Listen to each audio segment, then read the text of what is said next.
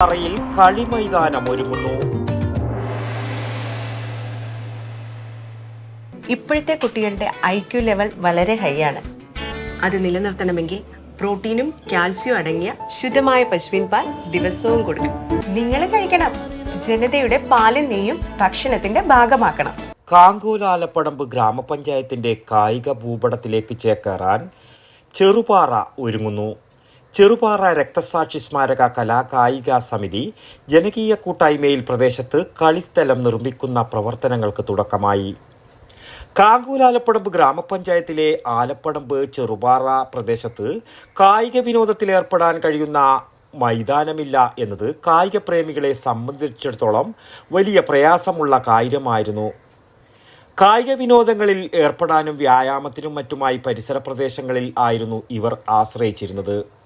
കായിക പ്രേമികളുടെ കാത്തിരിപ്പിന് വിരാമമിട്ടുകൊണ്ട് ചെറുപാറയിലും ഒരു കളിയിടം എന്ന സ്വപ്നം സാക്ഷാത്കരിക്കപ്പെടുകയാണ്.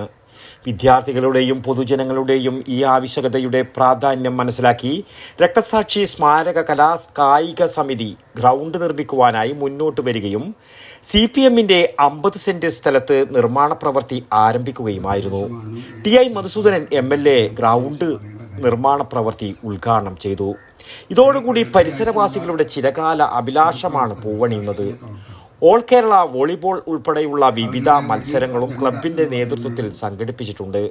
Club secretary Keeneri Ranjith, president P Jishnu എന്നിവരുടെ നേതൃത്വത്തിലുള്ള കമ്മിറ്റിയാണ് ഇപ്പോൾ പ്രവർത്തനങ്ങൾക്ക് നേതൃത്വം നൽകുന്നത്.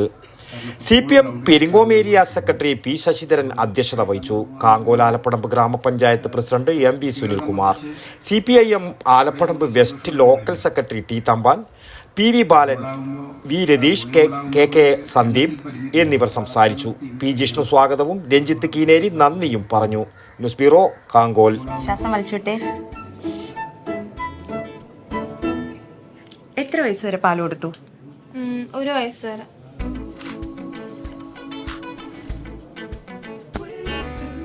കണ്ടില്ലേ, ഇപ്പോഴത്തെ കുട്ടികളുടെ IQ ലെവൽ വളരെ ഹൈ ആണ്. അത് നിലനിർത്തണമെങ്കിൽ പ്രോട്ടീനും കാൽസ്യവും അടങ്ങിയ ശുദ്ധമായ പശുവിൻ പാൽ ദിവസവും കൊടുക്കും.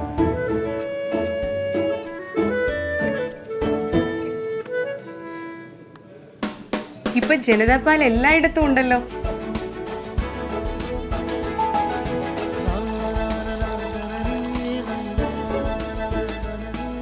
നിങ്ങൾ കഴിക്കണം.